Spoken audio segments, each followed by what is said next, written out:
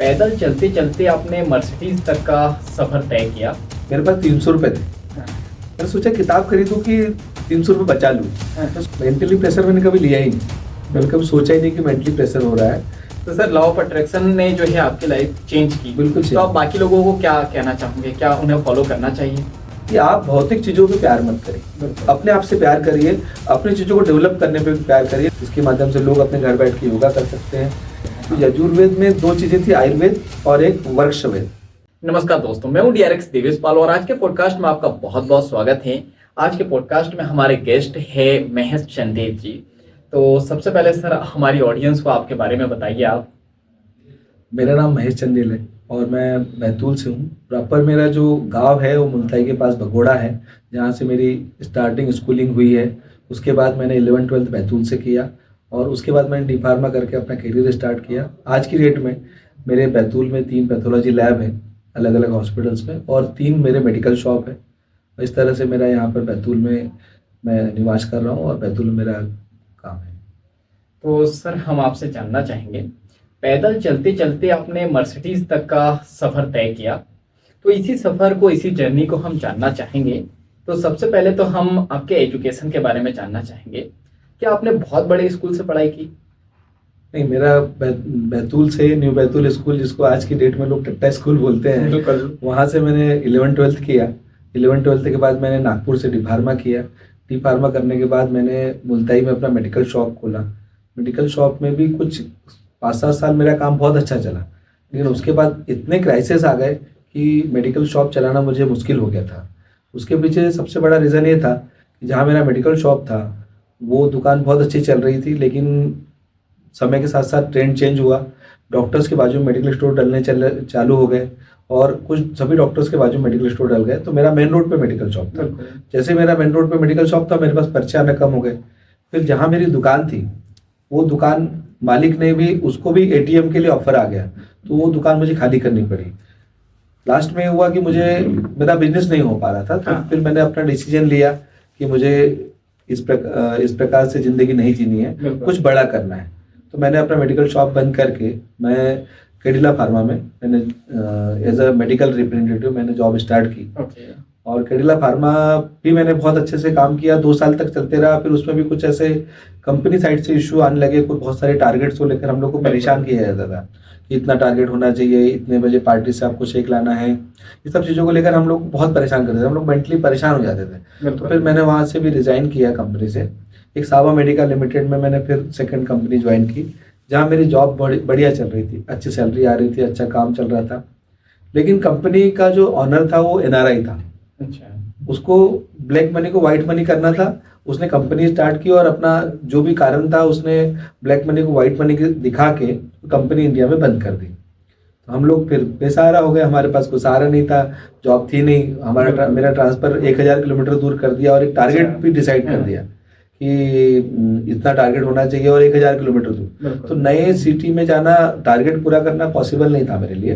तो इन सब से आपने कैसे डील किया? मतलब आप जैसे अभी तक के आपने मुझे जो बताया कि पहले तो आप जो है अपना मेडिकल वगैरह रन कर रहे थे, उसमें भी इतने अप एंड डाउन आए। इसके बाद आप जो है मार्केटिंग की जॉब कर रहे थे, तो मेंटली इतना प्रेशर हो रहा था, तो आप कैसे हैंडल करते थे इसे? मेंटली प्रेशर मैंने कभी लिया ही नहीं। मैंने कभी सोचा ही नहीं कि मेंटली प्रेशर हो रहा है। मैंने सेकंड जॉब रिजाइन की। किस्मत से मुझे एसआरएल रणबीर में ऑफर आया, मैं एसआरएल रणबीर में वहाँ चला गया। मैं अपॉर्चुनिटी केस करने में ज़्यादा विश्वास रखता हूँ। मैंने रणबीर एसआरएल में काम किया 1-1.5 साल। वहाँ पे थोड़ा सा इशू आने लगा कि मुझे कहने लगे कि आपका होशंगाबाद हेडक्वार्टर है, आप होशंगाबाद शिफ्ट हो जाइए। अच्छा। मुझे लगा कि मैं शायद वहाँ के लिए तो नहीं बना हूँ, तो मैंने अपना वहाँ से भी रिज़ाइन कर दिया और मैंने अपना खुद का सेटअप टिकारी में एक छोटा सा मैंने कलेक्शन सेंटर चालू किया, लावण्या पैथोलॉजी के नाम से। मेरी बड़ी बेटी का नाम लावण्या है, तो मैंने उसी नाम से अपना कलेक्शन सेंटर चालू किया। शुरुआत में तो 20-22 दिन कोई सैंपल नहीं आया, एक भी सैंपल नहीं आया। तो मुझे लगने लगा कि मैंने बहुत बड़ी गलती कर ली अपनी लाइफ की, कि मैंने सेटअप चालू तो कर लिया, लेकिन अब होगा कैसे, मिलेगा कि नहीं मिलेगा।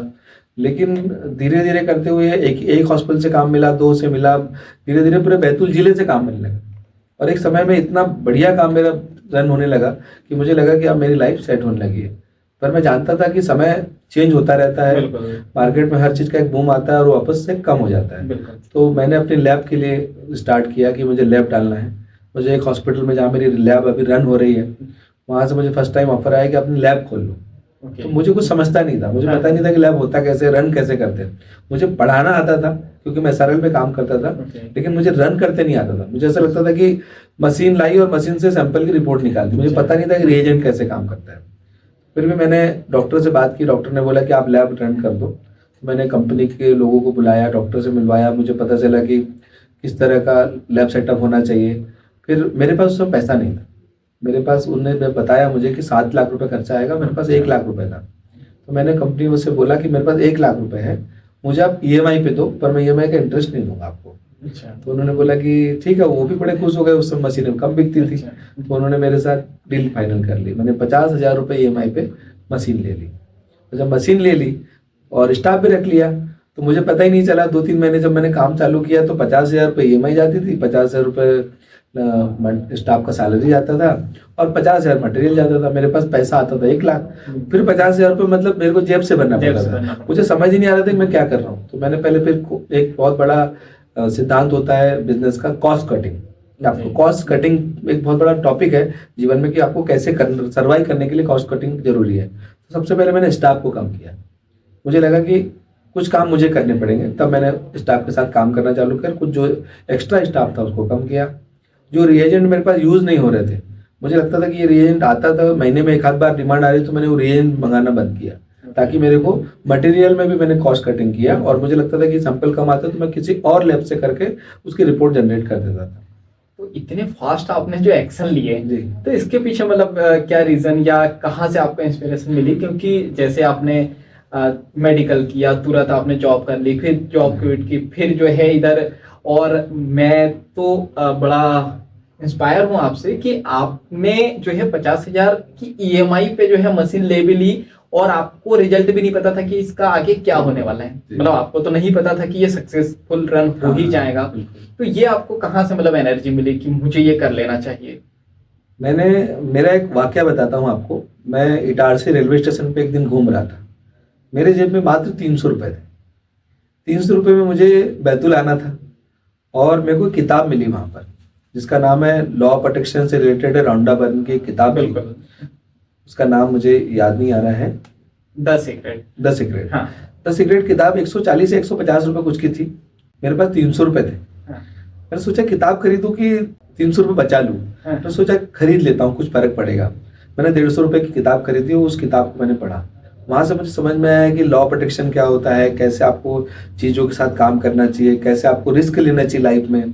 विदाउट रिस्क से मैं एक सिंपल एग्जांपल दूं कि कोई इंसान बहुत अच्छा तैराक हो सकता है बुक्स के आधार पर, जब तक वो पानी में नहीं तैरेगा तब तक उसको क्या पता होगा कैसे करना है और किसे बता सकता है। थ्योरी बेस जिंदगी नहीं चलती है, प्रैक्टिकल बेस जिंदगी भी चलती है। थ्योरी तो आपको सेकेंडरी काम में आता है। मैंने वो किताब खरीदी, वहां मैंने उसको पढ़ा, क्योंकि मैं फ्री होता था, बस में जब जाता था, ट्रेन में जाता था, फ्री होता था। किताब मैंने पढ़ना चालू किया, किताब पढ़ी तो उसका सेकंड पार्ट भी लिया शक्ति, फिर थर्ड पार्ट, फोर्थ पार्ट, ऐसे मैंने उसके चारों पार्ट धीरे धीरे करके खरीदे। और मैंने उस चारों से एक बहुत अच्छी प्रेरणा ली कि जीवन में आपको काम करना है तो रिस्क लेनी पड़ेगी, लॉ प्रोटेक्शन रखना पड़ेगा कि किन चीजों को आपको कैसे प्राप्त करना है, और उसके ऊपर फोकस करना पड़ेगा, डिटर्मिनेशन रखना पड़ेगा, अफर्मेशन रखना पड़ेगा। अफर्मेशन मतलब कि आपको ये सोचना है कि मुझे चाहिए, डिटर्मिनेशन मतलब ये चाहिए ही चाहिए 100%। तो आप उसके लिए आप दृढ़ संकल्प लेके बैठे हो कि हाँ मुझे ये चीज चाहिए, और आप यदि पक्के हो मन से, मतलब आपका सबकॉन्शियस माइंड उसके लिए काम कर रहा है कि मुझे चाहिए ही चाहिए, तो सबकॉन्शियस माइंड भी उस तरह की फ्रीक्वेंसी आपके लिए देता है। बिल्कुल सर। तो फिर मैंने वो बुक के माध्यम से धीरे धीरे मैंने ये तो रिस्क ले लिया था कि मुझे करना है। फिर मैंने एक लैब डाला, फिर दूसरा लैब डाला, फिर मैंने आज की डेट में मेरा बैतूल जिले का सबसे बड़ा लैब जिसमें सारी मशीनें लगी है, जो कि लोग पहले बाहर सैंपल भेजते थे, थायराइड वगैरह इस तरह के जो रूटीन सैंपल भी लोगों को 3-3, 4-4 दिन वेट करना पड़ता था। आज की डेट में मेरे यहाँ इन हाउस सब चीज प्रोसेस होने लगी है, और एक वर्ल्ड क्लास फैसिलिटी की हमारी लैब है जिसमें सारे इक्विपमेंट हमारे बहुत अच्छे इक्विपमेंट लगे, जो बैतूल जिले में किसी के पास भी आज की डेट में नहीं है। तो सर मैं यहाँ से जो है लॉ प्रोटेक्शन पे आपसे बात करूंगा, लेकिन उससे पहले मैं एक चीज आपसे पूछना चाहूंगा। आपने जो है एक के बाद एक लैब खोलते चले गए। बिल्कुल। लेकिन जैसा मैं जानता हूँ आप भी मिडिल फैमिली से ही। जी बिल्कुल। तो मिडिल फैमिली में एक चीज ये होती है कि हमारे परिवार वाले ही रोकते हैं आगे बढ़ने से। नहीं, एक खोल ली ना, अब आगे नहीं खोलना है, लोगों की नजर लग जाएंगी। तो इससे कैसे डील किया आपने? आपको रोका नहीं किसी ने कि नहीं ये तो बढ़िया चल रहा है तो आप आगे ना बढ़े? देखिए, मैं अपने करियर में 2002 से 2007-8 तक जब मैं मेरा मेडिकल शॉप था, वहां से मुझे एक चीज समझ में आई कि आप एक पर्टिकुलर एक बिजनेस के माध्यम से आप नहीं रह सकते। यदि आप एक बिजनेस के भरोसे रहोगे, जब भी वो बिजनेस में अप एंड डाउन आएंगे तो आपको तकलीफ होने लगेगी। तो मेरे को ये चीज पता थी, मैंने वो समय जिया था जब मेरे पास कुछ भी नहीं हुआ करता था। मतलब एक समय ऐसा आया था मेडिकल शॉप बंद करने के बाद कि मेरे पास पेट्रोल डालने के पैसे नहीं हुआ करते थे। मैंने वो भी समय देखा है। लेकिन फिर मुझे ये तो पता था, अच्छे से पता था कि एक बिजनेस से आप सर्वाइव नहीं कर सकते, आपको बहुत सारे मल्टीपल बिजनेस होने चाहिए। एक बिजनेस कभी कम भी चल रहा है तो दूसरे बिजनेस से आपको आउटसोर्स होना चाहिए, पैसा आते रहना चाहिए। तो मेरा एक टारगेट था कि कम से कम 6-7 बिजनेस आपकी लाइफ में होना चाहिए। तब कहीं से थोड़ा, कहीं से थोड़ा, कहीं से थोड़ा, तो एक अच्छी इनकम आपको, यदि मान लो 4-5 लाख रुपए की इनकम यदि आप चाहते हैं लाइफ में, तो आपको इस तरह से मल्टीपल बिजनेस आपको करने पड़ेंगे। तो ये मुझे पता था। और उसका सपोर्ट सबसे अच्छा मैंने को जो रॉन्डा बर्न की बुक पढ़ी, लॉ ऑफ अट्रैक्शन के माध्यम से, द सीक्रेट मैंने जो पढ़ा, उसमें हर चीज को एक डिटेल करके बताया गया था। कैसे आपको दृढ़ संकल्प बनना है, कैसे आपको सोचना है, किस तरह की फ्रीक्वेंसी रखना है। मैं अपने करियर की एक बहुत अच्छी बात बताऊं, जब मैंने मर्सिडीज बेंज मुझे खरीदनी थी, तो मैंने उसका 3 साल पहले सपना लगाया था। मेरे पास मोबाइल पे उसका मैंने एक फोटो बनाया, एक अंजलि प्रिंटर्स है बैतूल में, उनके माध्यम से मैं गया, मैंने उनसे बोला कि एक मर्सिडीज का फोटो बना के दो मुझे। तो मेरे पास मेरे परिचित एक डॉक्टर खड़े थे, उन्होंने बोला फोटो क्यों बना रहे हो? तो मैंने बोला मुझे ये गाड़ी खरीदनी है। तो मुझ पर हंस रहा था। उसने मुझसे बोला कि अरे ये गाड़ी तो भैया ऐसे तो कोई खरीदता नहीं है। मैंने कहा मैं तो फोटो तो लगा सकता हूँ ना। हाँ, सही है। फोटो लगाने में तुम्हें कोई नुकसान नहीं है। 20 रुपए 25 रुपए अंजलि प्रिंटर्स वाले ने लिए, उसने मुझे फोटो बना के दिया। मैंने घर, गाड़ी, सब चीज का उसमें मैंने पूरा डिटेल डिजाइन बनाया और एक विजन बनाया कि मुझे पहले स्कॉर्पियो खरीदनी है और फिर बाद में मुझे मर्सिडीज खरीदनी है। मैंने सबसे पहले स्कॉर्पियो खरीदी क्योंकि मुझे जरूरत थी गाड़ी की। मेरे पास पुरानी स्कॉर्पियो थी, मैंने नई गाड़ी खरीदी। नई गाड़ी खरीदने के बाद साल भर में मेरा 2024 का प्लान था। मेरा बर्थडे आता है 29 अगस्त को। 2024 का मैंने प्लान किया हुआ था कि 2024 को मैं गाड़ी खरीदूंगा। लेकिन मेरा प्लान जब मैंने 2021 में तैयार किया था तो 2023 में मेरा कंप्लीट हो गया। मतलब मैं आपको प्लान से 1 साल पहले ही आ गया। क्योंकि मैंने डिसाइड कर लिया था कि मुझे गाड़ी खरीदनी है। जब मैंने गाड़ी खरीदी तो बहुत लोगों ने बोला अरे लोग क्या बोलेंगे, लोग चलेंगे, ये होगा वो होगा। तो मैंने उनसे बोला कि भैया तुम्हारी कुछ लोगों के चलने से मैं अपने शौक पे क्यों कमी करूं। बिल्कुल सर। तो मैंने फिर अपना डिसाइड किया। आज मेरे बढ़िया, मैं अपनी अच्छी लाइफ जीता हूँ, मर्सिडीज बेंज से चलता हूँ। लोग मेरी जैसी जिंदगी जीना चाहते हैं। 200 एमआर थे बैतूल में जो काम करने वाले थे। कुछ को तो मैं नहीं जानता जिनने अपने आप को अपडेट किया, लेकिन मैंने अपने आप को अपडेट किया। एक 10,000 रुपए की नौकरी से लेकर आज मेरा एक बहुत अच्छा इनकम है कि मेरे जो 6 सेटअप है, 3 मेडिकल शॉप, 3 बैतूल जिले में बहुत अच्छी इनकम आती है, जिसमें मैं अपनी जिंदगी को एक बहुत अच्छी तरीके से सर्वाइव कर पा रहा हूँ। सर मैं खुद जो है फर्स्ट टाइम ऐसे एमआर से मिल रहा हूँ जिन्होंने जो है पैदल चलने से सफर शुरू किया था और मर्सिडीज आज जो है रन करते हैं। तो सर लॉ ऑफ अट्रैक्शन ने कितनी हेल्प की इन सबको पाने में? लॉ ऑफ अट्रैक्शन ने मेरी ऐसी हेल्प की कि मैंने किसी को भी नहीं सुना। मतलब इट मीन्स कि मेरे जो परिवार के लोग थे मुझसे कहते थे कि कैसे होगा, क्या होगा, कैसे कर पाओगे। बहुत सारी चीजें रहती थी कि जिसको लेकर हमेशा परिवार वाले सोचते रहते थे कि कैसे हो पाएगा। पर मेरे पास एक फिक्स था कि इतने बड़े राइटर ने कोई चीज लिखी है और वो दुनिया के लोग पढ़ रहे हैं, तो क्या मैं उसको पर कुछ दिन तो सर्वाइव करके देखूं, कुछ दिन तो भरोसा करके देखूं। होगा नहीं होगा बात की बात है। पर उस बुक में ये भी कहा गया है कि आपको कोई भी चीज चाहिए तो आप ये मत सोचो कि होगा कि नहीं होगा, आप ये सोचो कि होगा ही होगा। यदि आप ये सोच के चल रहे हो तो आपका जीवन वैसा ही होगा जैसा आप सोच रहे हो। बिल्कुल सर। जैसे मैं एक कहानी आपको सुनाता हूँ, एक बहुत अच्छी बात है, कहानी नहीं है वो, एक बड़ा लाइफ का फैक्ट है जिसको हम बोलते हैं तथास्तु का नियम, जो मैंने अपनी लाइफ में आजमाया। तथास्तु का नियम ये कहता है कि जब आप कहीं कुछ भी मांगते हैं भगवान से, तो आप ये देखिए कि दुनिया में करोड़ों अरबों लोग जी रहे हैं, करोड़ों अरबों लोग जिनकी कोई सीमा नहीं है। हमको नहीं पता कितने मतलब कितनी जनसंख्या होंगी भारत के बाद दूसरे देशों की, सबको मिला ले तो सबकी अलग अलग भाषा है, बिल्कुल सबके अलग अलग कंसेप्ट है बात करने के भगवान से। कई लोग तो गूंगे बहरे भी है, वो भगवान से बात नहीं कर पाते, पर मांगता सब इंसान। लेकिन वो मांगने का जो तरीका है वो सबसे बड़ा इंपॉर्टेंट है। जब कोई एक इंसान जाता है वो बोलता है भगवान मेरी बीमारी दूर कर दो, तो बीमारी डबल हो जाती है, क्योंकि उसको फ्रीक्वेंसी वैसी मांग रहा है, क्योंकि वो फोकस बीमारी पे कर रहा है। सेकंड वन, एक आदमी जाता है बोले भगवान मेरे ऊपर 1 लाख का कर्जा है, मेरा कर्जा उतार दो, तो 1 लाख का कर्जा तो उतरता है, लेकिन वो उस पर 1 लाख का कर्जा फिर चढ़ जाता है, क्योंकि वो उन चीजों को अट्रैक्ट कर रहा है। तो मैं इस चैनल के माध्यम से कहना चाहूंगा कि आपको जो चीज चाहिए सिर्फ आप उतना ही मांगो, बिल्कुल, क्योंकि देने वाला तो वो है। आप किससे मांग रहे हो? अपने परिवार से, दुनिया से, इससे मत मांगो आप भगवान से मांगो, देने वाला वही है। आप भगवान से वही मांगो आपको चाहिए। आपको मर्सिडीज चाहिए, मर्सिडीज मांगो। आप बड़ा फ्लैट चाहिए, बड़ा मकान चाहिए, आप वो मांगो। लेकिन उसके लिए कुछ रूल्स है, जैसे लॉ प्रोटेक्शन का रूल है, जैसे किसी चीज का प्रेडिक्शन करना, कि आपको पहले उसका एक फोटो बनाओ, अपने मोबाइल में लगाओ, अपने घर में लगाओ, जहां आप रह रहे हो, चाहे वो मकान कैसा भी हो, उसमें एक फोटो लगाओ किस तरह का घर चाहिए। तो भगवान उस तरह की आपके लिए फ्रीक्वेंसीज देता है, जैसे आप सोच रहे हो, जैसा आपको चाहिए वो सब मिलेगा, पर आप चाहोगे नहीं, जब तक तो मिलेगा नहीं। जब तक अच्छा, दूसरी चीज इसमें लॉ प्रोटेक्शन पे 50% से ज्यादा लोग इसलिए फेल होते हैं कि वो हमेशा ये सोचते होगा कि नहीं होगा। ये डाउट, और मैंने अपने जीवन में डाउट नहीं रखा। क्यों नहीं रखा? क्योंकि मेरे पास खोने के लिए कुछ था नहीं। सही है। जब खोने के लिए कुछ होता नहीं तो वो क्या करे? मतलब मेरे पास कोई ऑप्शन तो था नहीं कि मेरे को कुछ बड़ा बनने के लिए मेरे पास ऑप्शन था। एक लॉ प्रोटेक्शन था जिसके माध्यम से मेरे को उम्मीद थी कि ये ऐसा होता है। तो मैंने उस तरह की ऊर्जाएं ब्रह्मांड को दी, ब्रह्मांड ने उस तरह के सेटअप मेरे को दिए, ब्रह्मांड ने हर चीज की तैयारी मेरे अकॉर्डिंग की। जब मैं चाहता था उसके पहले ही मुझे वो चीज मिल जाती थी, और आज भी मेरे साथ ऐसा ही होता है। सर, आपकी वाइब्रेशन जो है ना बहुत हाई है, इस वजह से आपको समय से पहले सब कुछ मिलने लगा। जैसे लॉ ऑफ अट्रैक्शन पे अभी हम लोग इसी चैनल पे अभी कुछ दिनों से ही कोर्स जनरेट कर रहे हैं, तो full to free of cost है वो कोर्स है। तो उसमें हम लोग यही सिखा रहे हैं कि लॉ ऑफ अट्रैक्शन काम कैसे करता है। जैसे आपने कहा ना, बहुत सारे लोग कहते हैं कि अरे सिर्फ सोचने से ही अगर सबको मिल जाता तो फिर तो सभी को मिल जाता ना, तो पहले ही डाउट आ गया तो फिर तो मैं इसमें एक चीज बताना चाहूंगा आपको। एक साइंटिफिक बेस्ड लोग बोलते हैं कि भाई साइंस फेल हो जाता है, साइंस विज्ञान के हिसाब से चलो, लेकिन मुझे ये लगता है, मैं आपको एक बहुत अच्छा एग्जांपल बताता हूँ साइंटिफिक बेस पर।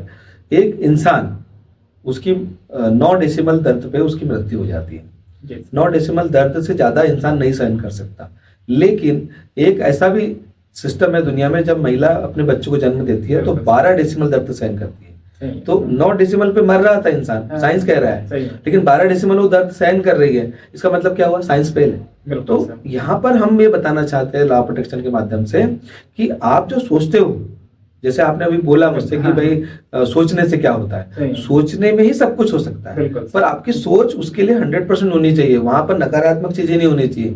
50% आप सोच रहे हो आपको जाना है मुल्ताई, आप जा रहे हो इटारसी की बस में बैठ के, तो आप 50% में बैतूल में बैठोगे, आपको जाना है आप मुल्ताई, आप बैठे इटारसी की बस में, जाओगे कहाँ? बिल्कुल सर, जाओगे नहीं, जाओगे नहीं। वैसे ही आप 50% सोच रहे हो कि मुझे ऐसा चीज चाहिए, मुझे ये चाहिए, मुझे ऐसा बड़ा घर चाहिए, मुझे इतना पैसा चाहिए, तो आप उसमें डाउट कर रहे हो। बिल्कुल, आपका डाउट है कि मुझे मिलेगा कि नहीं मिलेगा। जहाँ डाउट है मतलब आप 50% पे हो। जब तक आप 100% अफर्मेशन नहीं रखोगे उस चीज के लिए, तब तक आपको उस चीज के लिए कुछ भी नहीं मिल सकता। भगवान भी उस तरह की आपके लिए ऊर्जाएं नहीं दे सकता, उस तरह का वाइब्रेशन आपके लिए नहीं दे सकता, आपको नहीं मिलेगा। वो कहते हैं ना कि भगवान के दर्शन भी उसी को होते हैं जो मानता है कि हाँ भगवान है, और जिसको लगता है कि भगवान नहीं है तो मंदिर में उसे भगवान भी नहीं मिलते हैं। और जो मान के जाता नहीं भगवान है, तो वो अंतर ध्यान में जो है उसे दिख जाते हैं। तो सर, लॉ ऑफ अट्रैक्शन ने जो है आपकी लाइफ चेंज की, बिल्कुल। तो आप बाकी लोगों को क्या कहना चाहोगे? क्या उन्हें फॉलो करना चाहिए? मैं तो यही चाहता हूँ कि हर इंसान लॉ ऑफ अट्रैक्शन को प्रॉपर समझे, भरोसा करे। जैसे एक छोटा बच्चा है, वो अपने माँ बाप पे जिस तरह भरोसा करता है, जब वो गिरता है उसको पता होता है कि मेरी मम्मी मेरे को उठा लेगी। इस तरह से लॉ ऑफ अट्रैक्शन भी एक बहुत बड़ा नियम है, उसको मैं साइंटिफिक बेस पे समझाना चाहूंगा। लॉ ऑफ अट्रैक्शन ऐसे काम करता है जैसे गुरुत्वाकर्षण का बल सर न्यूटन ने हमको दिया, दुनिया को दिया। दुनिया को बताया कि लॉ न्यूटन का नियम जो है, तीसरा नियम जो ऐसे काम करता है, किसी वस्तु को आप ऊपर की ओर फेंकते हो तो नीचे की ओर आती है। लेकिन ये नियम न्यूटन ने बनाया नहीं, न्यूटन ने सिर्फ बताया ये ऐसा होता है। जैसे हम खाना खा रहे हैं तो हमारा पाचन हो रहा है, ये पाचन होने की प्रक्रिया किसी वैज्ञानिक ने बताई कि पाचन कैसे हो रहा है, लेकिन पच तो हमारे पेट में ऑलरेडी रहा है, तो भगवान ने ऐसा सिस्टम बनाया है। तो न्यूटन ने बताया कि आप किसी वस्तु को ऊपर फेंकेंगे तो नीचे की ओर आएगी, ये उसने बताया, लेकिन उसने बनाया नहीं है। ऐसे ही लॉ ऑफ अट्रैक्शन का नियम है कि यदि आप उस चीज के ऊपर भरोसा करेंगे, उस तरह से आप प्लान करेंगे, तो आपको वो चीजें मिलने लगेगी। बिल्कुल। तो सर, जब आपने मर्सिडीज खरीदी थी जी, तो मतलब क्या फीलिंग थी उस समय आपकी? मैं अपनी बात करूं तो मैं कभी भी मोबाइल, गाड़ी, कुछ चीजों से बिल्कुल प्यार नहीं करता। ओके। मतलब मैंने मर्सिडीज खरीदी, लोग का बड़ा क्रेज होता है कि मर्सिडीज खरीद ली मैंने तो मैंने बहुत बड़ी गाड़ी खरीद ली। मैं आज भी बहुत जगह पैदल चलता हूँ, मेरे को पता ही नहीं होता कि मैं मर्सिडीज लेके घूम रहा हूँ, एक बार तो ऐसा हादसा हुआ कि मैंने मर्सिडीज कहीं खड़ी कर दी और मैं मर्सिडीज भूल गया। मतलब मेरे जेब में चाबी थी, मैं बहुत दूर तक निकल आया, मतलब एक दुकान से दूसरी दुकान आ गया, मैं दूसरे मतलब मेरे किसी बंदे के साथ मैं दुकान आ गया और मुझे पता ही नहीं कि मेरी मर्सिडीज कहीं खड़ी है। मतलब मेरा ये संदेश है इस माध्यम से कि आप भौतिक चीजों पे प्यार मत करिए, अपने आप से प्यार करिए, अपनी चीजों को डेवलप करने पे प्यार करिए। कई लोग छोटी सी गाड़ी खरीदते हैं 4 लाख रुपए के अल्टो, उसको दिन में 5 बार साफ करते हैं, उसमें कहीं कचरा भी आ गया तो उसको साफ करेंगे, उसको दिन में 2 बार साफ करेंगे। मेरा कहने का मतलब है कि आप अपने समय को यूटिलाइज करो। जब आप साफ सफाई कर रहे हो उसके बदले कुछ अच्छा पढ़ लो, कुछ 2 चीजें पढ़ लो, कुछ काम की चीजें पढ़ लो तो आप काम कर लोगे। लेकिन यदि आप गाड़ी साफ करने में अपना समय खराब करोगे तो आप लाइफ में आगे नहीं बढ़ पाओगे, क्योंकि आपको लग रहा है कि मेरी गाड़ी गंदी हो गई। लोग 4-5 लाख 10 लाख की गाड़ी खरीदते हैं और उसमें इतना सोचने लग जाते हैं कि गाड़ी में स्क्रैच आ गया तो 2-4 दिन तो कई लोगों को नींद नहीं लगती। तो वो चीज कभी भी नहीं होना चाहिए। भौतिक चीजों से आप यदि प्यार करोगे तो आपको भौतिक चीजें नहीं आएगी, क्योंकि आप उसी को लेकर बैठे हो, आप बड़ा सोचे नहीं रहे हो। सर मुझे जो है अभी तक के जो बात करके लगा और जो सीखने को मिला आपसे कि आप लाइफ में इतने जल्दी ग्रोथ इसलिए कर पाए क्योंकि आप बड़ा सरल जीवन जीते हो, सिंपल लाइफ जीते हो। जैसे आपने इतने जल्दी जो है क्विक एक्शन लिए, मतलब बहुत सारे लोग मैंने ये देखा है कि जो मैंने जो अपनी लाइफ में एक्सपीरियंस किया है कि जो बहुत ज्यादा इंटेलिजेंट लोग होते हैं ना वो अपनी लाइफ में सक्सेस नहीं होते हैं। उसका रीजन ये है कि वो बार बार सोचते हैं कि मैं ये करूंगा तो ये होगा या नहीं होगा, मैं करूं या नहीं करूं, मेरी मेहनत बेकार तो नहीं चली जाएंगी। लेकिन आपने फटाफट एक्शन लेते चले गए और अभी भी आप जो है इतनी चीज आने के बाद भी आप अब जैसे अभी जो है आपने कहा कि आप खुद से काम करते हो, इतना एम्प्लॉय रहने के बाद भी आप पैदल चल लेते हो। लेकिन कहीं ना कहीं ऐसा कहते हैं कि पैसा आने पे भी जो है पैसा संभालने की मानसिकता आपके पास होनी चाहिए, वरना पैसा जितने जल्दी आता है उतने जल्दी चले भी जाता है। तो वो आपके अंदर की ईगो नहीं आया? ईगो तो मेरे अंदर बिल्कुल भी नहीं आया। मैं तो आज भी मेरी दुकान में झाड़ू लगा लेता हूँ, मेरे को पता ही नहीं होता कि मतलब मेरा कोई स्टाफ नहीं आया। कई बार ऐसा होता है, मैंने एक बार बरसात की बात बता रहा हूँ आपको, जब मेरी दुकान के सामने गाय ने गोबर कर दिया, मेरा स्टाफ बैठा था आराम से देख रहा था, उनको किसी को भी हिम्मत नहीं हुई कि गोबर उठा दे। मैं जब गया तो बहुत गंदा सा था, मैं गया, अपना एक कागज उठाया, अपना झाड़ू उठाया, गोबर साफ कर दिया। वो लोग बोलने लगे कि सर हम लोग करते हैं। तो मेरे को लगा, मतलब मैंने चाहता तो उनको बोलता कि पहले करना था, हाँ। पर मैंने उनको नहीं बोला, मैंने कहा नहीं बेटा आप आराम से बैठो, मैं कर लूंगा। मतलब मेरे को ऐसा लगता ही नहीं कि मैं झाड़ू लगा रहा हूँ, गोबर साफ कर रहा हूँ या अपनी गाड़ी को साफ कर रहा हूँ। मेरे को कभी ऐसा लगता नहीं है कि मैं मतलब मैं वो फील करता हूँ जो आज से 15 साल पहले मेरा करियर था। उस समय मेरे पास एक मोटरसाइकिल हुआ करती थी जो आज भी है, CD डिलक्स मेरे पास आज भी है। वो मुश्किल से आज की डेट में 10,000 रुपए की होगी, लेकिन हम उसमें हमेशा मेंटेन करके उसको बना के रखते हैं। वो इसलिए क्योंकि हमारी सबसे पुरानी गाड़ी है और हमारे स्टाफ में आज लगभग 12 गाड़ियां हैं, 12 मोटरसाइकिल है, 3 4 व्हीलर हैं। और पहले एक समय में एक CD डिलक्स होती थी और उसकी स्थिति ये थी कि उसमें पेट्रोल डालने के लिए पैसा नहीं होता था।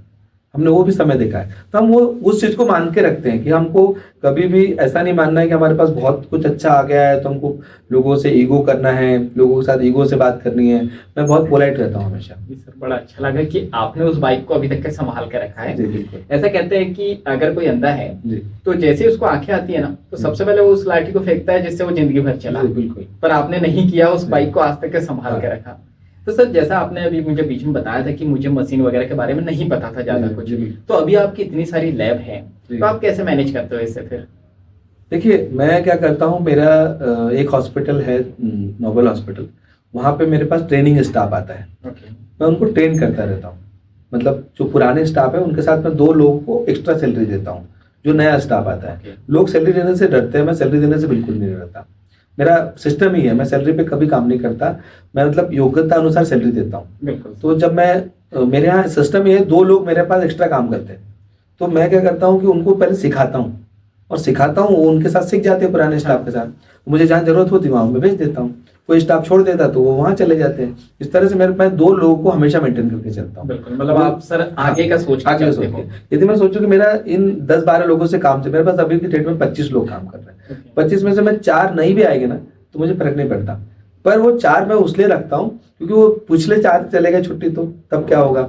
तो मेरे पास कभी ऐसा नहीं होता मेरा एक भी दिन, मतलब जब से मैं लैब के करियर में हूँ, आज मतलब मोटा 2014 से हूँ, एक भी दिन दिवाली दशहरा से लेकर कोई भी दिन मेरी लैब बंद नहीं हुई आज तक। बिल्कुल सर, उसका रीजन ये है सर, मेरी लैब में आज तक ये छुट्टी नहीं हुई कि आज दिवाली है तो मेरी लैब आज बंद है। मेरी लैब में छोटा से छोटा, बड़ा से बड़ा सैंपल आएगा तो मैं उसको बराबर समय पे करता हूँ। सर, बहुत सारे जो बिजनेस ओनर है जी, मैं देखता हूँ प्रॉब्लम इसलिए आती है कि उनके पास स्टाफ कभी नहीं आया तो बिजनेस जो है डगमगा जाता है। हाँ, उसका रीजन यही है कि वो कभी एक्स्ट्रा स्टाफ रखते ही नहीं है। वो डरते हैं फाइनेंशियल स्थिति को लेकर कि हम ये 2 स्टाफ रख लेंगे तो 2 की सैलरी ज़्यादा जा रही है। आप ये सोचो कि एक्स्ट्रा कमाने के लिए एफर्ट लगाओ, 2 स्टाफ नहीं 4 रख लो। बिल्कुल, आप एक्स्ट्रा कमाने के लिए सोचेंगे तब कमाएंगे ना। अब आप सोचेंगे मैं इतने में ही सब कुछ कर लूँ, इतने ही खर्चे में सब मैनेज कर लूँ, जब आप बचाने के लिए सोचेंगे तो कमा नहीं पाएंगे। बिल्कुल सही कह रहे हो सर आप। सर, ये जर्नी हमने आपकी जो है अभी जो प्रोफेशन आपका चल रहा है उसके बारे में जानी, कैसे आपने जो है संघर्ष किया और यहाँ तक के पहुंचे आप उसके बारे में जानी। अब हम जानना चाहेंगे आपसे कि आपके आने वाले सालों का क्या विजन है। आप क्या अभी जैसे आपने लगभग बहुत सारे सपने पूरे कर दिए, तो अब आप क्या ऐसा कुछ नया करने वाले हो या क्या विजन देख रहे हो आने वाले सालों में? देखिए, मैं हमेशा अपने आप को अपडेट करता रहता हूँ। सबसे पहले मैंने एक मेडिकल स्टोर खोला, फिर मैंने दूसरा खोला, फिर तीसरा खोला, फिर एक लैब, फिर दूसरी लैब, फिर तीसरी लैब, फिर उसमें अपडेशन की कैसे हमारे पास कस्टमर आएंगे, कैसे हम कस्टमर को सेटिस्फाई करेंगे, क्या अच्छा सेटअप दे सकते हैं, सारी चीज़ों को लेकर हम लोग अपडेट करते रहते हैं। अब मुझे लगता है कि बैतूल एक बहुत बड़ी जगह तो है नहीं, बहुत सारे सेटअप मैं और भी खोल लूँ तो कोई बहुत फर्क पड़ना नहीं, क्योंकि ऑलरेडी मेरे सेटअप बहुत हो गए। अब मैं नए सिस्टम पे काम कर रहा हूँ। एक नया सेगमेंट हम लोगों ने लॉन्च किया है जिसका नाम है DDRYV चैनल। क्या है सर, ये जानना चाहिए? ये diabetic disease reversal with vastu and yoga है। इसमें क्या है कि देखिए, आप जिस भी प्लेटफॉर्म पे आज देख रहे होंगे तो सभी जगह क्या होता है कि एक तो योग के साथ में आपको योग तो कराएंगे लोग, डायबिटिक रिवर्सल भी कराएंगे, लेकिन हम लोग योग के साथ आपको वास्तु भी दे रहे हैं। वास्तु के बारे में आपको बहुत सिंपल सा बात बताता हूँ। हमारा शरीर जो है वो पंचतत्व से बना हुआ है। जब कोई इंसान मरता है तो आप वहां पर लकड़ी डालते हैं, वो बोलते हैं 5 लकड़ी डालते हैं, है ना। तो पंचतत्व से हमारा शरीर बना है, इसलिए उसको पंचतत्व में विलीन करने के लिए हम 5 लकड़ियां डालते हैं। तो ऐसे हमारा शरीर जो है पंचतत्व से बना हुआ है। तो वास्तु जो है वो पंचतत्व का बहुत बड़ा एक पार्ट है। हम यदि पंचतत्व के हिसाब से नहीं चल रहे हैं तो उस समय क्या होगा कि वो जो हमको वाइब्रेशन मिलना चाहिए, पॉजिटिव वाइब्रेशन मिलना चाहिए, वो नहीं मिल पाएंगे। जैसे आपने कई बार देखा होगा कि एक आदमी किराए के मकान में रहता था, वो बहुत अच्छी जिंदगी जी रहा था, लग्जरी लाइफ जी रहा था, बढ़िया चल रहा था, कहीं कोई कर्जा नहीं, कुछ नहीं। जैसे उसने नया मकान बनाया, कर्जा होने लगा, बीमारियां होने लगी। मैंने बहुत घरों में देखा है ऐसा कि कर्जा होने लगा, बीमारी, हस्बैंड वाइफ दोनों को डायबिटीज हो गया। तो इसके बहुत बड़े कारण हैं। कुछ ऐसा बेसिक रीजन मैं आपको बताना चाहूंगा। जैसे साउथ वेस्ट में किसी का टॉयलेट है तो लोग क्या करते हैं कि जैसे मैंने किसी को बोला कि आपका टॉयलेट साउथ वेस्ट में है, तो लोग क्या बोलेंगे हमारा टॉयलेट साउथ वेस्ट में नहीं है। एक्चुअली क्या होता है, दिशाएं 16 दिशाएं होती है। मतलब लोगों को उसके बारीकी से नहीं पता है। सर, हमें तो यही पता था कि 4 दिशाएं होती है, ये सबको पता है, लेकिन 4 बेसिक दिशाएं होती है। 22.5 डिग्री का एक कोण कटता है। 22.5 डिग्री पे आपको उसको देखना है। मतलब घर के सेंटर में आपको अपनी एक डिजिटल वॉच रखना है और वहां पर देखना है कि ये साउथ वेस्ट आ रहा है कि नहीं आ रहा है। यदि वो साउथ वेस्ट में आ रहा है तो पहले तो आपके घर में बीमारी आएगी, पैसा खत्म हो जाएगा। यदि आपका ईस्ट कोण जो है, ईस्ट और साउथ के बीच में जो उसको हम अग्नि कोण बोलते हैं, यदि वहां पर आपका किचन है और किचन के साथ साथ आपका लेटरिन बाथरूम है, मान लीजिए कई लोग किचन से लगा लेट बाथ बना देते हैं, तो उस कंडीशन में भी आपके घर में बीमारी होने लगेगी, पेट संबंधी रोग होने लगेंगे, आपके घर में कोई किसी को खाना नहीं पचेगा, किसी को गैस की जब समस्या रहेंगी, दवाई कोई काम नहीं करेगी। बिल्कुल। हम इस चैनल के माध्यम से ये बताना चाह रहे हैं कि वास्तु को भी कोरिलेट कर रहे हैं हम। इसमें हम लोग फ्री ऑफ कॉस्ट लोगों को सजेशन देने वाले हैं कि आपको किस तरह से अपना घर का वास्तु ठीक करना है। यदि वास्तु ठीक कर लेता है, बहुत सारी चीजें हम आपको बताएं, जैसे कई लोगों के घर में मैरिटल इश्यूज होते हैं, या उनकी बेटियां जो होती है या बहन जो होती है, उनका मैरिटल स्टेटस हमेशा खराब रहता है, या तो तलाक हो जाता है, या तो उनकी दूसरी शादी करना पड़ता है, या तो उनका पति दारू पीता रहता है। उसके पीछे की कई ऐसे रीजन है जहाँ पर उनको उनका बेडरूम नहीं होना चाहिए। एक बहुत बड़ा इफेक्ट है। मैंने एक किसी के परिवार में गया था, नाम तो हम चैनल पे नहीं लेंगे, एक परिवार में गया था, वो हस्बैंड वाइफ दोनों अलग अलग हो चुके थे। तो मैंने उनसे पूछा आपका बेडरूम कहाँ है, तो उन्होंने बताया कि मेरा नॉर्थ वेस्ट में बेडरूम है। नॉर्थ वेस्ट में जब बेडरूम होता है, वेस्ट से बिल्कुल लगा हुआ कोना। रामायण में आपने देखा होगा कैकेयी जब कोप भवन में चली गई थी, तो कोप भवन में चले गए तो राजा दशरथ उसको मनाने गए थे। वहां 2 ऑप्शन थे, या तो राजा दशरथ उसकी बात मानते या तो महिला मर जाती। 2 ऑप्शन थे, तो राजा दशरथ को उसकी बात मानना पड़ा। तो जब वेस्ट से जो लगा हुआ जो एरिया होता है, जो नॉर्थ की तरफ जाता है, उस एरिया में यदि किसी का बेडरूम है तो हमेशा टेंशन में रहेगा। घबराहट बनी रहेगी, बीमारियां बहुत सारी रहेगी, दवाइयां कोई काम नहीं करेगी। तो हमारे चैनल पे हम लोग ये भी चीज़ फ्री ऑफ कॉस्ट दे रहे हैं लोगों को सजेशन। और GDRY भी जो चैनल है, हमारा जो टारगेट है, हम लोग इसको 2000 करोड़ का ई कॉमर्स प्लेटफॉर्म पे ले जाने वाले हैं। और 2000 करोड़ का प्लेटफॉर्म इसलिए खड़ा करेंगे क्योंकि हम इसके माध्यम से फ्री ऑफ कॉस्ट योगा देंगे लोगों को। साथ में हम लोग एक क्लासेस देंगे जो हमारा मंडे, ट्यूसडे और सैटरडे 3 क्लासेस हमारी वीक में रहेगी। इसके माध्यम से लोग अपने घर बैठ के योगा कर सकते हैं। इसके माध्यम से लोग अपनी डायबिटीज रिवर्सल, इसके अलावा और भी जो अन्य बीमारी है, हम उसमें भी पर्टिकुलर उस पार्ट को कवर करेंगे कि आपको जैसे किसी को लंग्स की प्रॉब्लम है, किसी को पेट की प्रॉब्लम है, तो वो अपनी प्रॉब्लम शेयर करे उस चैनल के माध्यम से, और वहाँ उसको उसका पर्टिकुलर योग कौन सा करना चाहिए वो पर्टिकुलर योग के बारे में बताएंगे। और हम इसके माध्यम से जो हमारी आगे की जर्नी है वो हम ई कॉमर्स पे कैसे आ रहे हैं आपको ये बताना चाहूँगा कि क्या हम करने वाले हैं। हम लोग जैविक खेती पे आने वाले हैं।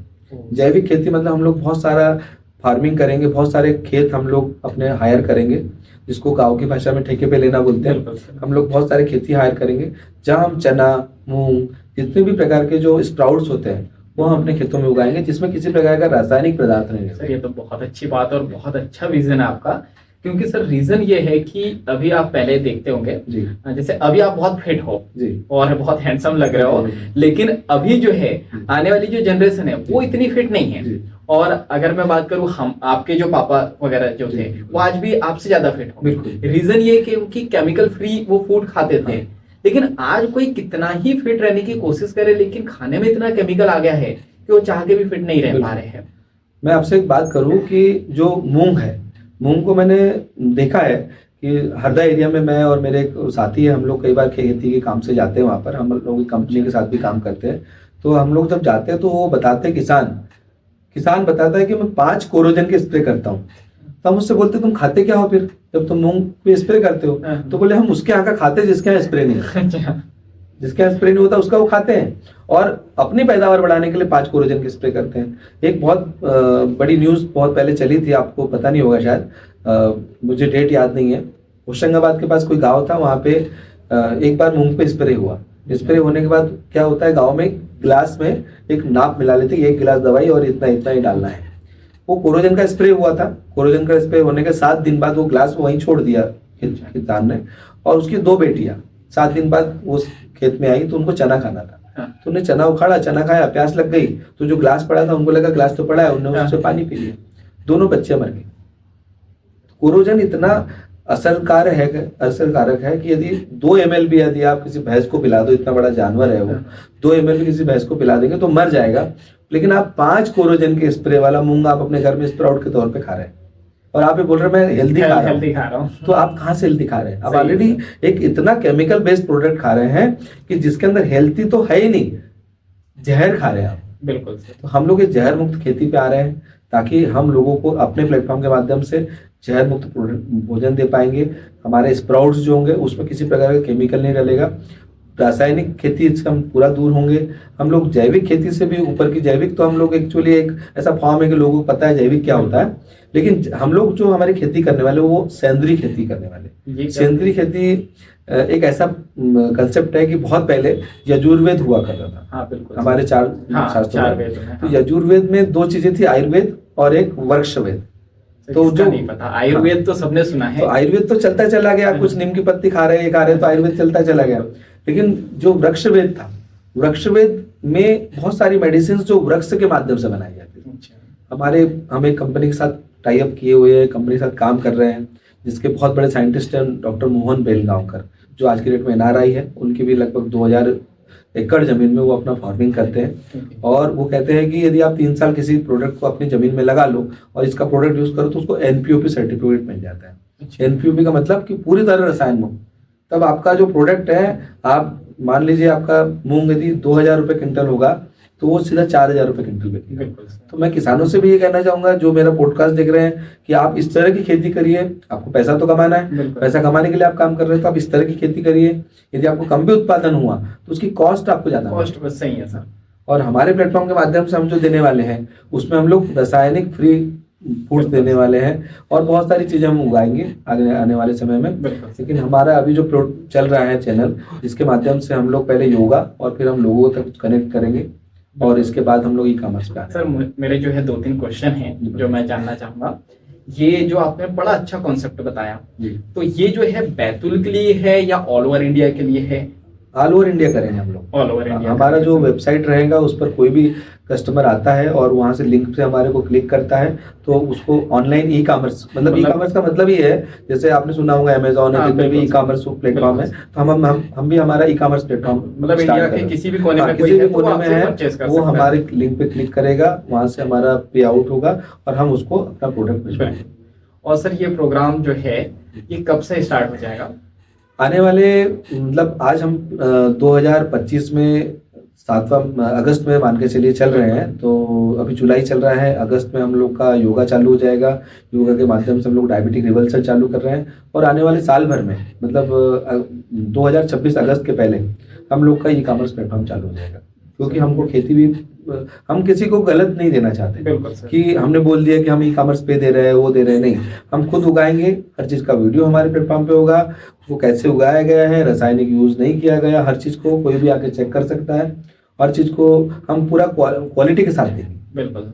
तो सर जैसा आप कह रहे हो डायबिटिक रिवर्सल जी, तो देखो बहुत सारे वीडियो चल रहे हैं और बहुत सारे लोगों को लगता है कि बहुत सारे फेक वीडियो भी है जी। तो आप कैसे मतलब रिवर्स करोगे? टेबलेट के द्वारा या इंजेक्शन के द्वारा या आयुर्वेद, मतलब कैसे करोगे आप? देखिए डायबिटीज एक बीमारी नहीं है। बिल्कुल। मैं खुद डायबिटिक हूँ पिछले 10-12 सालों से। और मैं पहले इंसुलिन लगाता था। मैंने नागपुर के बड़े बड़े हॉस्पिटल में अपना ट्रीटमेंट कराया, वहाँ से भी मुझे इंसुलिन प्रिस्क्राइब किया गया, इंसुलिन लगाओ, ये टेबलेट खाओ, वो टेबलेट खाओ, सारा चीज़ें मैंने किया। लेकिन मैंने जब उसको पूरी तरह से उसकी सतह पे गया, उसकी जड़ में गया, तब मैंने पता किया कि डायबिटीज़ एक बीमारी नहीं है, एक ऐसा कंसेप्ट है कि इसको आप रिवर्स कर सकते हो। और मैंने खुद अपना रिवर्स किया। आज मेरा जो शुगर आता है नॉर्मल आता है, कभी कभी थोड़ा सा बढ़ा हुआ आता है, बहुत थोड़ा बढ़ा हुआ आता है, मतलब 120, 130, 140 मेरा रैंडम शुगर आता है। HbA1c भी मेरा कम हो गया है। मैंने अपना जो डायबिटीज रिवर्स किया है। मैं कहूँगा कि फेक वीडियो भी होते होंगे लेकिन कुछ जेन्युइन भी होते हैं। हाँ, जेन्युइन भी होता है ना सर। उस कंडीशन पे आपको पहले देखना है कि करना क्या है, वो क्या बता रहा है। देखो मैं ये बताना चाहूँगा कि जो हम खाना खाते हैं इसमें कार्बोहाइड्रेट होता है और इसी से शुगर बढ़ती है। खाने में ही शुगर होती है। जैसे आपका कुछ प्रोडक्ट्स ऐसे, जैसे आलू है, रोटी है, गेहूं की रोटी, ऐसे कुछ प्रोडक्ट्स ऐसे जो आप डेली बेसिस पर खा रहे हैं, जैसे गेहूं की रोटी डेली बेसिस खा रहे हैं, तो ये आपकी शुगर को बढ़ाता है। इसमें कार्बोहाइड्रेट होता है और ट्राइग्लिसराइड इसमें ज़्यादा होता है। तो आपको क्या खाना है, जौ, बाजरा, इस तरह के आपको जो मिलेट्स है, जो उसका आप चाहे दलिया के रूप में खा लो, चाहे आप आटे के रूप में खा लो, इस तरह के मिलेट्स आपको खाने हैं। चाहे आप उसको आटा बना लो, पूड़ी बना लो, पूड़ी बना लो, पराठा बना लो, जैसा भी बनाना है, ठीक है। और दूसरा चीज मैं बताना चाहूंगा, इसमें सबसे बड़ा रोल है ऑयल का, भी एक बहुत बड़ा रोल है। हमको जो ऑयल खाना है वो राइस ब्रांड ऑयल खाना है।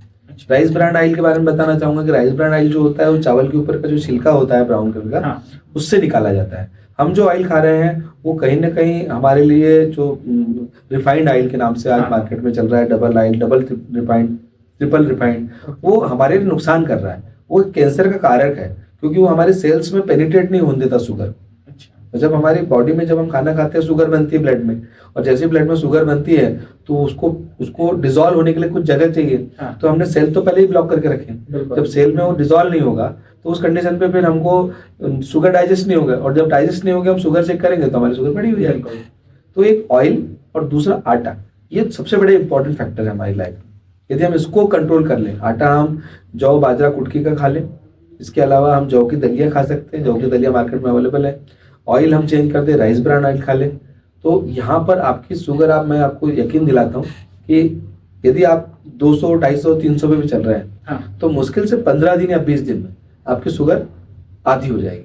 इसके साथ साथ मैं एक और चीज़ बोलना चाहूँगा कि आपका जो एक कंसल्ट हम लोगों ने हमारे वीडियो में दिया हुआ है, जिसमें कि 16 घंटे उपवास करना है और 8 घंटे डाइट करना है। तो यदि आप सूरज डूबने के पहले खाना खा लेते हैं और अपनी बॉडी को आप बाकी टाइम भूखा रखते हैं सुबह के 10 बजे तक, तो आपका हीलिंग पॉइंट भी बढ़ता है। जब हील होती है बॉडी तो डायबिटिक शुगर आपका कम होने लग जाता है, आप ऑब्जर्व करेंगे। पर यदि आप रात में खाना खा रहे हैं, उसको पचने के लिए समय नहीं मिल पा रहा है, तो ऑटोमेटिकली आपका शुगर बढ़ता है। तो सर अब ये जानना चाहेंगे हम, क्योंकि बहुत सारे ऐसे प्रोग्राम आते हैं जी, लेकिन आप जानते हो इंडिया में मैं बात करूं 10% ऐसे लोग हैं जो रिच पर्सन हैं जी, लेकिन 90% लोग ऐसे हैं जो मिडिल फैमिली से हैं। तो बहुत सारे प्रोग्राम तो आते हैं लेकिन उसकी कॉस्ट 25,000, 50,000, 1 लाख रहती है, जो हर कोई नहीं ज्वाइन कर पाता। तो ये जो आप प्रोग्राम लॉन्च कर रहे हो, क्या एक मिडिल फैमिली या कोई स्टूडेंट वगैरह ज्वाइन कर सकते हैं? बिल्कुल, बहुत ही हमने कम कॉस्ट में रखा है। 999 रुपए का हमारा पैकेज है, जिसमें हम योगा भी दे रहे हैं, वास्तु भी दे रहे हैं और एक बहुत अच्छा कंसेप्ट भी दे रहे हैं जिसका नाम है मोबाइल न्यूमरोलॉजी। हम डेट ऑफ बर्थ से और मोबाइल नंबर से बता देंगे कि आपका बच्चा किस फील्ड में जाना चाहिए, उसकी लाइफ में आगे क्या होगा, कितने आगे का 5 साल का फ्यूचर उसका बता देंगे, पहली बात। दूसरी बात यह है कि हम योग के माध्यम से जो हम डायबिटिक रिवर्सल कर रहे हैं, तो ये बहुत ही सस्ता प्रोग्राम है। 999 रुपए का प्रोग्राम है हमारा, जिसमें हम लोग मंथली बेसिस पर दे रहे हैं। 999 मुझे लगता है कि कोई भी ऐसा कस्टमर नहीं है जो उसको परचेस नहीं कर सकता, क्योंकि हम उसके माध्यम से उसको बहुत सारी चीजें देने वाले हैं। और जो बात है कि 25,000, 30,000, 40,000 रुपए का जो प्रोग्राम है, यदि कोई खरीदना चाहे वो अलग बात है, लेकिन हमारे प्लेटफॉर्म पे उसको हर वो चीज मिल जाएगी जो एक बड़े प्लेटफॉर्म पे नहीं मिल पाएगी। ओके सर, मतलब ये है कि सिर्फ वो आपसे ज्वाइन होके अगर पर मंथ योगा वगैरह करता है तो ये सारी चीजों से वो योगा और हमारा खान पान, हम उसको पूरा डाइट चार्ज देंगे। अच्छा। डाइटिशियन के द्वारा उसको डाइट चार्ज देंगे, क्या खाना है क्या नहीं खाना है, कैसे खाना है, कितने समय पर खाना है, हर चीज़ का हम लोग गाइडेंस देंगे। इसके अलावा हमारा जो वेकअप क्लास के बारे में आपको बताया मैंने, इसके अलावा हमारा एक अवेयरनेस क्लास भी रहेगा। वो कैसे रहेगा कि जब कोई हमारा कस्टमर है हमारे से जो इनरोल करता है, तो उसका जैसे 10 बजे उसको खाना खाना है, तो 10 बजे उसको कॉल आ जाएगा कि सर आपका 10 बजे का टाइम हो गया, आप सुबह का ब्रेकफास्ट ले लीजिए। दोपहर को 3 बजे 2 बजे के बीच में उसको कॉल आ जाएगा, सर आपका दोपहर का भोजन ले लीजिए।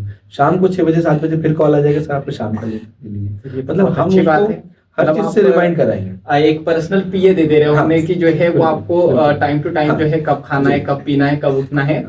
सर यही तो एक प्रॉब्लम होती है, मतलब बहुत सारे लोग जो है यूट्यूब पे भी वीडियो देख लेते हैं या बहुत सारे प्रोग्राम भी कर लेते हैं, और जो कोर्सेस होते हैं 1-2 महीने कर तो लेते हैं, लेकिन कोर्स खत्म होने के बाद जो है ना वो फॉलो नहीं कर पाते। उसका रीजन ये या तो टाइम पे खाना नहीं खा पाते हैं या तो टाइम पे उठ नहीं पाते हैं। तो ये बहुत अच्छा कॉन्सेप्ट मैं एक चीज बताना चाहूंगा इसमें। जैसे क्या होता है कि दुनिया के हर इंसान को पता है कि सुबह उठना अच्छी बात है, बिल्कुल मॉर्निंग में वॉक करना अच्छी बात है, लेकिन मुश्किल से 5% लोग कर कोई नहीं पाता। लेकिन करता हुआ है जिसको पीछे कोई गुरु मिल जाता है या कोई क्लास लगा लेता है, इस तरह से वो कर पाता है। तो हमारे साथ भी यही प्लस पॉइंट है कि हम सामने वाले को फोन कर करके इतना उसको बार बार याद दिलाएंगे कि उसको करने की इच्छा होने लगेगी। क्योंकि यदि वो हम मान लो हमने कोई क्लास लिया, उसको हमने मैसेज डाला फोन पर, तो इग्नोर मारेगा, लेकिन हम फोन करेंगे कि सर आपका टाइम हो गया, तो सोचेगा चलो मेरे फायदे की बात हो रही है, मेरे काम की बात है, तो वो हमारे साथ काम करेगा। और मुझे लगता है कि हमारे चैनल पे जो भी आएगा उसको 100% रिजल्ट मिलेगा। सर ये मुझे ऐसा लगता है जो बुजुर्ग हो जाते हैं ना, उनके लिए बहुत अच्छा प्रोग्राम है, क्योंकि क्या होता है ना, घर पे बहुत सारे लोग तो ध्यान भी नहीं देते कि आपको खाना कब खाना है, टेबलेट कब खाना है, याद नहीं दिलाते, क्योंकि और बुजुर्ग लोग भूल जाते हैं। तो ये आपके लिए बहुत, मतलब हमारे लिए बहुत अच्छी बात है कि आप जो है पर्सनली उन्हें जो है अटेंशन दोगे कि कब टेबलेट खाना है, कब खाना खाना है। तो मुझे लगता है कि हाँ, डायबिटीज रिवर्स हो सकती है अगर हम लोग प्रॉपर ध्यान दें तो। बिल्कुल, डायबिटिक रिवर्सिबल डिसीज है, और डायबिटिक मतलब डिसीज नहीं है, डिसऑर्डर है। मतलब किसी, जैसे आपने देखा होगा कि जैसे गांव में जैसे बोलते हैं ना कि जैसे पट होता है एक पट, तो बैल यदि सीधा दौड़े तो वो पट में दौड़ रहा है, और यदि वो रेस आउट हो गया तो गलत हो गया। तो यहाँ पर हमारा जो रिवर्सल का प्रोग्राम है वो भी इसी पे डिपेंड है कि डायबिटिक डिसीज नहीं है, एक डिसऑर्डर है। डिसऑर्डर मतलब अपने ऑर्डर से हट जाना, अपनी चीजों से हट जाना। मतलब आप जो खाना खा रहे हैं वो डिसऑर्डर के अंतर्गत आ रहा है कि आप वो खाना खा रहे हैं उसमें बहुत सारा कार्बोहाइड्रेट है, बहुत सारा ट्राइग्लिसराइड है, तो इस वजह से हमारी बॉडी में शुगर का इंटेक ज्यादा हो रहा है। यदि हम उसको कम कर देंगे तो हमारा ठीक है। सही है सर। तो सर अगर अभी किसी को ज्वाइन करना हो तो वो कैसे कर सकता है? हमारा वेबसाइट चालू हो चुका है, हमारी लिंक पे क्लिक करें, हमारे चैनल पे जाएं और वहां पर हमारी लिंक को क्लिक करें, तो हमारे 15 तारीख से जो स्टार्ट हो रहा है वो कर सकते हैं। 15 से। तो अगर आप कोई क्योंकि शायद लिंक कई बार ओपन होती है, नहीं होती है, नहीं, हमारे नंबर्स भी दिए रहेंगे। हाँ, हमारे नंबर्स भी दिए रहेंगे, हमारा व्हाट्सएप कांटेक्ट भी दिया रहेगा, हमारे जो भी चैनल्स है, जो भी हमारे वीडियोस हम लोग बना रहे हैं उसमें व्हाट्सएप कांटेक्ट भी दिया जाएगा। सर जैसे हमारी ऑडियंस जो है, अभी कोई ऑडियंस वो ज्वाइन करना चाहे तो क्या उसे कोई नंबर मिल सकता है कि उस नंबर पे वो कॉल कर? नंबर मिल सकता है। मेरा पर्सनल नंबर हम लोग हर जगह डिस्ट्रीब्यूट कर रहे हैं। जो मेरा नंबर है वो बहुत ही ईजी है, 7566556051। दोबारा रिपीट करता हूँ, 7566556051। ये मेरा नंबर है। और यदि फिर भी आपको कभी भूल जाओ तो आप गूगल पे सर्च करेंगे लावण्य पैथोलॉजी, तो मेरा कॉन्टैक्ट नंबर आराम से आ जाएगा। 10 डायल पे देखेंगे लावण्य पैथोलॉजी तो भी मेरे को आप कॉन्टैक्ट कर सकते हैं। Thank you so much sir, क्योंकि बहुत सारे लोग जो है नहीं बताते अपना नंबर, क्योंकि बहुत सारी डिस्टर्बेंस वगैरह होती है। तो सर अब हम आपसे जानना चाहेंगे, हमें 3 चीज ऐसे बताइए कि आपको ऐसा लगता है कि 3 गलती की मैंने, इस वजह से मैं जो है लाइफ में सक्सेस होने में मुझे थोड़ा टाइम लगा। ऐसी कौन सी 3 गलती है जो आपको ऐसा लगता है कि आपने अपनी लाइफ में की? देखो, गलतियां तो मुझे नहीं लगता कि कोई ऐसी गलतियां होती है, क्योंकि इंसान गलतियां जानबूझकर कभी नहीं करता। बिल्कुल, ठीक है ना। लेकिन कुछ चीजें ऐसी होती है लाइफ में कि जिसको लेकर मैं बड़ा हूँ वो बात कर सकता हूँ, लेकिन गलतियां तो मुझे, क्योंकि गलतियां हम कभी भी सोचकर नहीं करते, बिल्कुल ऑटोमेटिक हो जाती है। मतलब आप चाहोगे तो भी होगा, बाय डिफॉल्ट बहुत सारी गलतियां होती है। बिल्कुल। लेकिन मैं अपनी चीज में बताना चाहूंगा जो मेरे सक्सेस का कारण है, वो मैं यही बोलना चाहूंगा कि जैसे लॉ ऑफ अट्रैक्शन की बुक में पढ़ता था, पहला चीज। दूसरा बात, मैं हर चीज को लेकर एक प्लान करके रखता था। जैसे मैंने अपना आपको बताया कि मैंने एक फोटो बनाया, एक स्केच बनाया कि मुझे मर्सिडीज कब लेनी है, डेट डिसाइड करी मैंने। जैसे आपको मैं एक सिंपल एग्जांपल बताऊं कि जैसे आपको आज यहाँ से भोपाल जाना है, कल आपको भोपाल जाना है सुबह, और आप भोपाल जाने के लिए आप सब आपका टिकट कराते हो ट्रेन स्टेशन पे जाकर, तो आप स्टेशन मास्टर को ये नहीं बोलते हो कि मुझे टिकट दे दो। आप स्टेशन मास्टर को बोलते हो कि मुझे एक टिकट दो भोपाल का, इस बर्थ का, इस समय की ट्रेन का। मतलब आपको भोपाल जाना है, 4 घंटे की जर्नी, आप उसको स्पेसिफिक करके चल रहे हो, है ना। लेकिन आप अपनी लाइफ में स्पेसिफिक नहीं कि आपको क्या करना है। तो आपको सबसे पहले क्या होता है, स्पेसिफिक होना जरूरी है। तो मैं 2 पॉइंट बोलूंगा। पहला तो लॉ ऑफ अट्रैक्शन का रूल आप फॉलो करिए 100%, उसमें कंफ्यूजन मत रखिए। दूसरा, आप अपनी लाइफ को स्पेसिफिक बनाइए कि मुझे करना है, किस समय पे करना है और कितने दिनों में करना है। और तीसरा, आपको दृढ़ संकल्प होना चाहिए। डरना नहीं है, दुनिया क्या बोलती है, दुनिया क्या बोल रही है, दुनिया क्या सोचेगी, कोई कुछ नहीं सोचता। कोई मैं कहना चाहूंगा, कोई इंसान, जो लोग बोलते हैं ना कि 4 लोग क्या कहेंगे, वो 4 लोग है ही नहीं दुनिया में, सिर्फ हम ही लोग हैं। ये हमारी मन में रहता है कि 4 लोग, क्योंकि हमारे जो बुजुर्गों ने डाला हुआ है। जैसे पहले बुजुर्ग बोलते थे कि भैया जितनी चादर उतने पैर पसारो, ठीक है। तो मैं कहना चाहूंगा कि आप छोटी चादर क्यों खरीद रहे हो, बड़ी चादर खरीद लो। सिंगल बेड की चादर खरीदो, बड़े खरीद रहे हो तो पैर नहीं पूरेंगे। डबल बेड की चादर खरीदो, आप आराम से पैर पसाओ, कोई दिक्कत ही नहीं है। जहां तक पैर पसारोगे वहां तक चादर मिलेगी। तो हमारे को ये मानना है कि कुछ कंसेप्ट को भूलना है। बिल्कुल, कि भाई हम जैसे जितनी चादर उतने पैर पसारो, अपने औकात से ज्यादा नहीं चलना चाहिए। तो ये बहुत सारे मिसकम्युनिकेशंस भी है। मतलब मैं इसको ब्रेक करना बहुत जरूरी है सर। बिल्कुल। तो आपको दृढ़ संकल्प होना है, आपको अपने विचारों की शक्ति पे पूरा भरोसा रखना है। जब आप अपने पे भरोसा रखते हो तो आपको हर वो चीज आपके ऊपर मिलने लगती है। यूनिवर्स का जो रूल है कि आप जब किसी चीज को पूरी तरह से आप दृढ़ संकल्प हो जाते हो कि मुझे चाहिए, तो यूनिवर्स भी उसके अकॉर्डिंग काम करता है। बिल्कुल सर। तो सबसे पहले सर, पॉडकास्ट में आने के लिए आपका बहुत बहुत धन्यवाद। और हमारी ऑडियंस के अगर और कोई क्वेश्चन रहेंगे तो हम नेक्स्ट पॉडकास्ट में भी कवर करेंगे। तो नेक्स्ट पॉडकास्ट भी हम लोग कर सकते हैं अगर हमारी ऑडियंस के कुछ क्वेश्चन रहे हो तो दोस्तों, आज के पॉडकास्ट में आपने सीखा कि कैसे पैदल चलने से सर ने शुरू किया और आज मर्सिडीज तक के सफर को तय कर चुके हैं, लेकिन अभी भी नहीं रुके हैं। अभी सपना कुछ और है जो आपको बताया है। तो अगर आपके कोई क्वेश्चन हैं जो आप सर से जानना चाहते हो तो सर ने नंबर दे दिया है, या फिर नीचे आप कमेंट्स बॉक्स में पूछ सकते हो। तो आज के लिए इतना ही। धन्यवाद।